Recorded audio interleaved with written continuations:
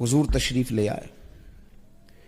رستے میں نا کچھ لوگوں نے بات کی، حضور بھی جا رہے تھے، وہ لوگ بھی جا رہے تھے. ان کو حضور نے سزا کا اعلان کیا اور خود آ کے انہوں نے کہا کہ مجھے سزا دیں. سزا کا اعلان کیا، پتھر مارے گئے، وہ وصال کر گئے. سرور کائنات صلی اللہ علیہ وسلم تشریف لے جا رہے تھے تو کچھ لوگوں نے رستے میں کہا کہ دیکھو اس کے نفس نے اسے کہاں لا کے کھڑا کر دیا، یعنی اس نے کتنا بڑا عیب کیا ہے، پردہ پڑا ہوا تھا، خود آ کے اس نے بتا دیا ہے. حضور خاموش رہے، ان کی بات سنی.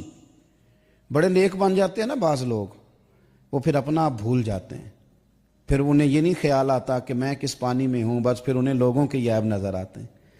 تو انہوں نے کہا کہ دیکھو اس کے نفس نے کہاں لا کے کھڑا کر دیا. حضور نے سکوت فرمایا، کچھ نہیں کہا. تھوڑی دیر آگے گئے تو حضرت ابو ہریرہ رضی اللہ تعالیٰ عنہ فرماتے ہیں گدھا مرا ہوا پڑا تھا، مرا ہوا گدھا، اور ٹانگیں اس کی پھیلی ہوئی تھی.